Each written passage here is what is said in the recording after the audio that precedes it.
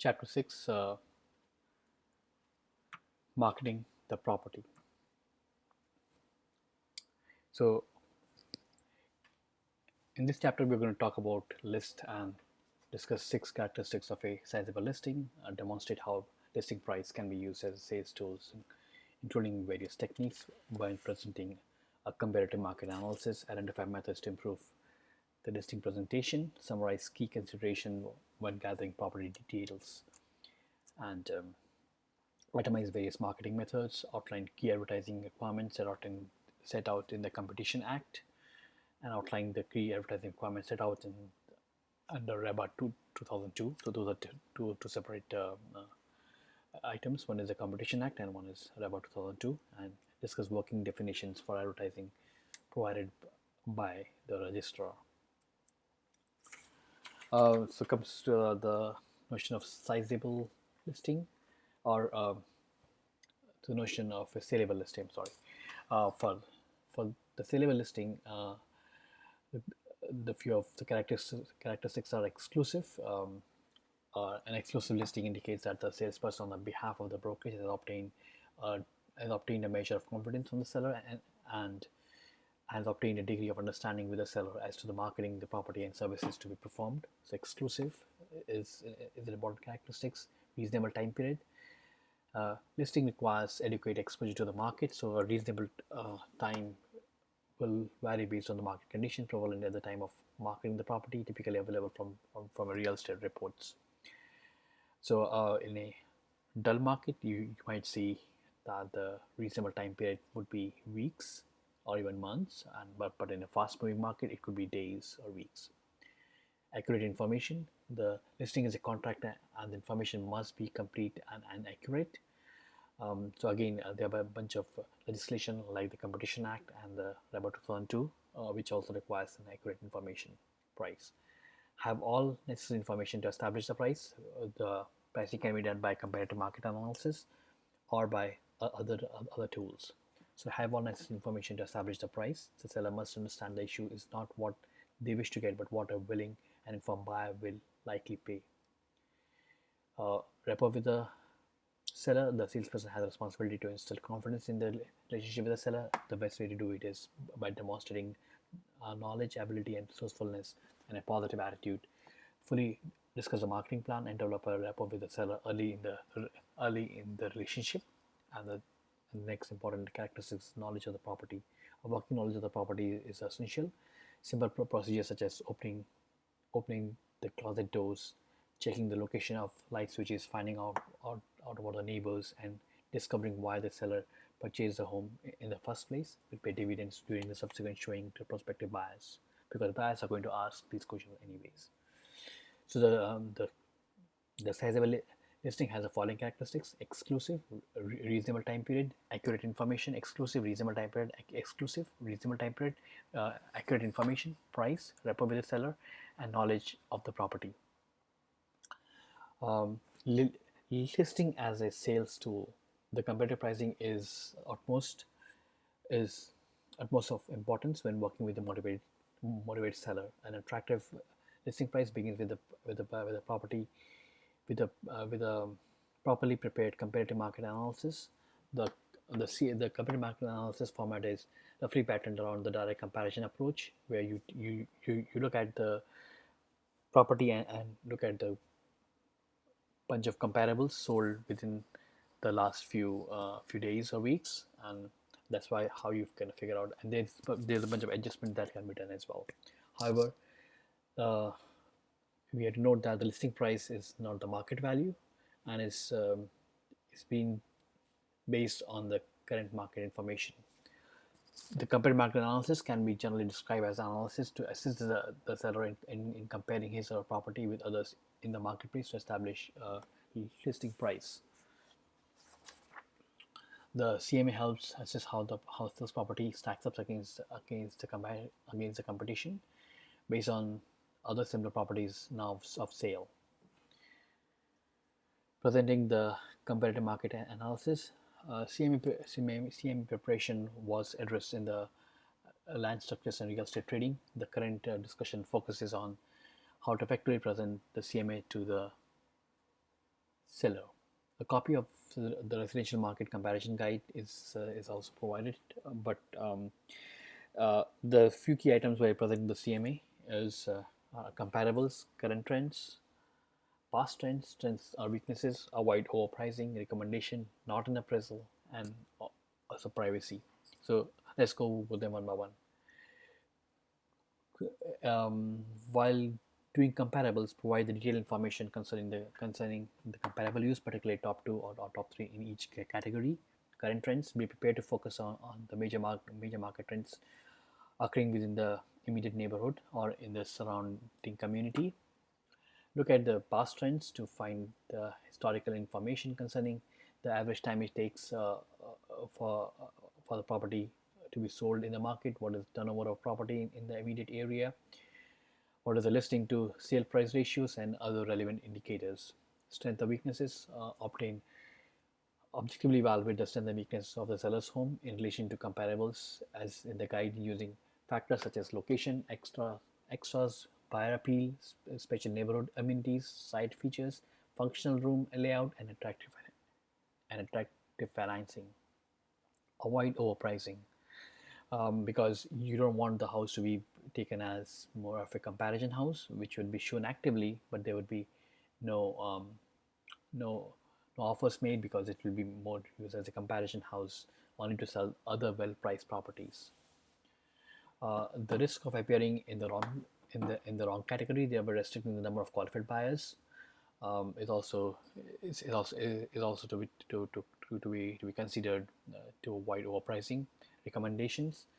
The CMA provides space for recommendations concerning both maximum list price, probable selling price, and estimate of the selling price. Not an appraisal. Please note that CMA is not an appraisal. It's it's pointed out in the bold statement anyways. Uh, and uh, and to address the issue of privacy, the seller should be advised that the information contained on the form is not to be um, disclosed or shared with anyone else without prior written consent of the registrant. So, to recap, the ODA Form 2960, which is Residential Market Comparison Guide, has few items, and it's important to take a look at them, especially comparables, the current trends, past trends, strengths or weaknesses, avoid overpricing. There's a section for recommendation. Notice it's not an appraisal, and also along the lines of privacy. The next item is the listing presentation. During the listing presentation, there are the three key items here. The first is preparation, the second is the presentation, and third is the flexibility. So with regards to the initial prep work, what is required is to know why is the owner trying to sell the house, what comparables have been sold, how much did they sell for, what market factors affect the saleability of the house, and what brokerage service best fits the need of the seller, what selling strategy will be used, and how to best prepare for the to help the end seller. In the case of presentation, you can make a PowerPoint presentation or a flip sheet or even a booklet. So why list with me and why list with my brokerage? These are the three questions that need to be answered. And also flexibility. Think planned but not canned for your presentation to the seller's need and personality. Counseling the seller. Successful salesperson carefully plot their course of action by servicing and marketing listing. Open and candid discussion at the time of listing will give sellers a better understanding of what is involved in the actual procedure of showing and offering presentation. The next item is gathering property details. Significant problems can be avoided if care is taken while listing property and completing listing details. Common issues associated with residential property are emphasized below. For example, rely on the original source document wherever possible, such as surveys, permits, financial statement, tax statements, and the like. Pay particular attention to the accuracy when describing the lot size and lot irregularities. Be prepared to go to the land registry office or municipal office to confirm the information about the property. Watch for significant problem areas that warrant further analysis, and do not hesitate to seek appropriate help and expertise as the need arises. Look at the entire property, not just the main structure. Too many real estate people concentrate on the interior matters without due regard further for exterior surfaces, land characteristics, and adjacent properties that can directly impact the value of the listed property. When viewing the land, make certain that any right of easement, or encroachment are identified by the seller and corroborated. If the seller wants certain factual information included, like new shingles installed last year, confirm those to visual inspection, and don't hesitate to ask corroborating documents as the need arises. Watch for alteration or additions. Ask pertinent questions about when the work was done. Was the building permit issued, or was there any additional changes that are not readily observable? Check for general deterioration, water stains, moisture, mold, sagging, or other signs of neglect and damage. Look for out-of-date systems, particularly involving wiring, knob, and tube, because there would be issues with getting insurance with them as well. Make sure that your information is current and accurate, and make sure if the property is connected to both municipal water and sewage system, what heat sources are used, like electric, gas, ground oil, propane, solar. Pay particular attention to the environmental consideration, including floodplains. Clearly set out chattels that are included in the sale and the fixtures that are excluded from the sale. What about special diagram designation impacting properties such as heritage designation? Use as a seller use a seller property information sheet, SPIS, to ensure high degree of accuracy and completeness when gathering property details. But always, when in doubt regarding uncertain issues concerning the property, seek expert advice. Above all, if the unknowns about the property cannot be resolved and you're concerned about property details persist, you are well advised not to pursue that listing. And condominium requires additional careful analysis involving such matters like common elements, phase and leasehold, parking spaces, and the various types like common, exclusive, rental, or owned, storage units, and the common expenses. Condominium, as well as unique characteristics with the rural or recreation properties, were already discussed are going to be discussed in the real estate transaction further. So these are the important ideas about gathering property details. Just to recap, rely on the original source, pay close attention to the accuracy, like especially the fronts, the lot size, both frontage and depth, and lot irregularities, and be prepared to go to the land registry office, and things of the like. The next item is marketing the listing. With regards to marketing the listing, we have to understand that the fair price alone rarely sells the property. It is the marketing effort which goes with it, which is important in selling the property. So a well-priced home can languish in relative obscurity without creative marketing. While marketing for listed property extends to anyone capable of purchasing the property, the trick lies in attracting the right buyer attention. So there are a bunch of marketing methods like direct mail, classified ads, websites for sales, sold signs, social media, newsletter, open house, videos, radios, and television, display ads, special client services, public relations, email, and personal contacts. So again, these are essentially divided into. So a marketing strategy can be done for a print and electronic marketing. So advertising is commonly associated with newspaper, classified ads, institutional ads, and other print media website. However, promotion extends to any method that informs and persuades the buyer. So hundreds of advertising options are available, and it's the need of effective marketing plan. So a marketing plan is nothing but an action plan developed by a brokerage or salesperson flowing from a marketing strategy to promote property and secure potential prospects. Marketing, advertising, and the Competition Act.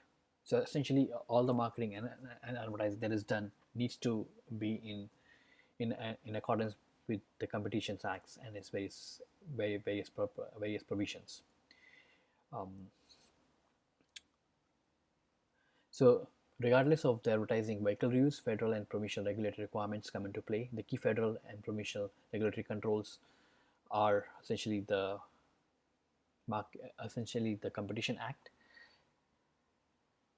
So, note that the Competition Act um, is uh,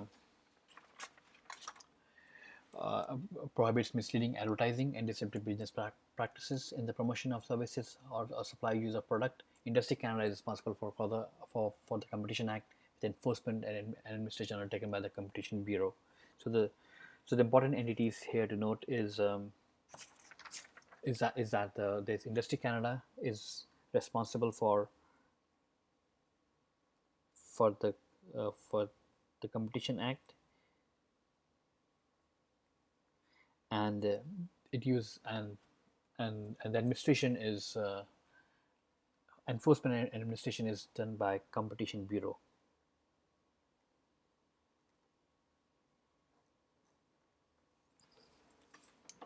So few of the aspects of the Competition Act are is to avoid problem areas. Um, for example, abbreviations. The cost of classified advertising goes with the, with the number of words. So there's more likely a case for using abbreviation, but as a rule, um, it is those found in the local trading areas are acceptable provided they do not confuse or mislead. So essentially, abbreviations which do not confuse or mislead are okay. Advertise space, section 58.3 of the Competition Act does permit sales above the advertised price in the case of private real estate transactions. However, in other representation concerning price can come under scrutiny. Any reduction or alteration of the price should be clearly identified. So essentially, and also note that any suggestion of a bargain should be substantiated.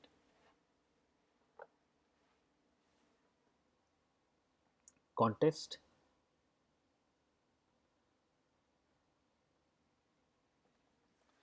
The Competition Act outlines basic rule for the operation of context. Essentially, um, uh, there is a requirement of a adequate and fair disclosure concerning the appropriate number and value of the price included in the context, allocation of prices by the region, change chances of winning, whether or not a skill test is involved, places where the context rules can be obtained, the closing date of the context, and any unusual restrictions or condition based on in relation to the promotional context. Coupons, marketing, and market and evaluation certificates. Certificates and coupon should clearly identify the service being offered. Fine print and disclaimers.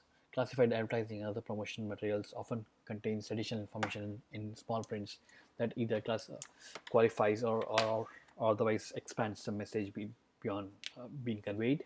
Free offering. If a product or service is advertised as free, then such offering should not include any condition or requirement of which a prospective buyer would not be able to comply. So if it's free, it has to be free. Um, Also, like MLS listings are also used as advertisements, and hence there's a need for accuracy and also correctness in the advertisement, and that's the reason initially I mentioned that one of the key characteristics of a sellable listing is the accurate information. So, with regards to the MLS, information concerning items such as the lot size, legal description, mortgage financing, taxes, chattels, fixtures, current zoning and rentals can come under scrutiny. Pictures and illustrations. Erroneous impressions can be conveyed when a picture or illustration accompanies and forms part of the overall advertisement. Promotional claims. Registrant must be careful to correctly represent any claim concerning personal performance levels. The general impression of a marketing piece and actual text must agree, and the statement must be accurate and not misleading. Now coming to recap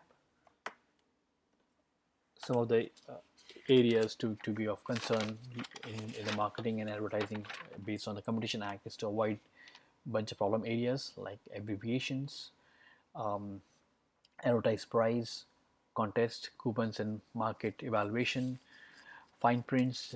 There's a need for of a of the minimum font size to be 7.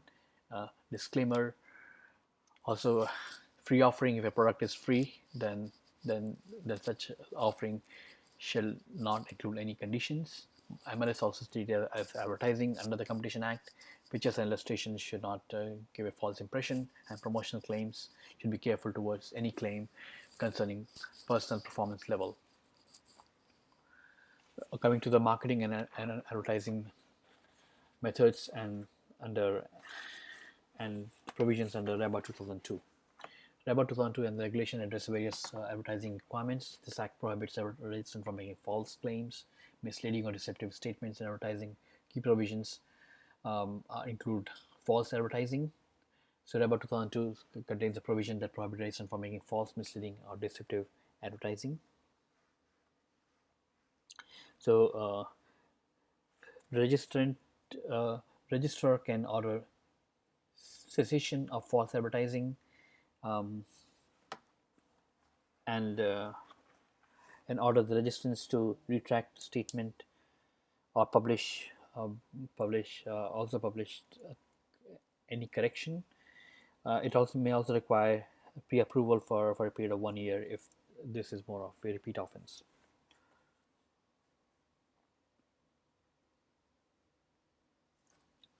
Identifying property, parties, or agreement. Code of Ethics provides that license cannot include any information in advertising that could be used to identify a specific property unless the owner of that real estate has consented in writing. Inaccurate representation. The code also clearly states that a license must not knowingly make any inaccurate representation about the service provided and must use his or her best effort to avoid any errors or misrepresentation. Advertising working definition. Registrants should be aware of the statutory requirements and the code of ethics requirements upon the span a broad range of activities, including advertising, direct mail, and internet. So there is a registered advertising guidelines. These guidelines are developed to assist registrar in complying with the advertising requirements and prohibitions set out in the REBA 2002. These guidelines cannot be hoped to encompass every possible situation, but again would cover most of them. Minimum requirements for advertising. The couple of minimum requirements for advertising. One is identification of the registrant, the identification of the individual, identification of the brokerage, and description of the registrant. So with regards to the identification of the registrant, it should be the same name as used in the registration with the Real Estate Council of Ontario. Same last name can be identified jointly. So in the case of Tom and Rita McClelland, you can see just Tom McClelland and Rita McClelland can just sum together as Tom and Rita McClelland, salesperson. Also, there are some additional characteristics that she should be taken care of. For example, for visual advertisement, size and legibility of the printed name. For radio, frequency, point, and speed are important.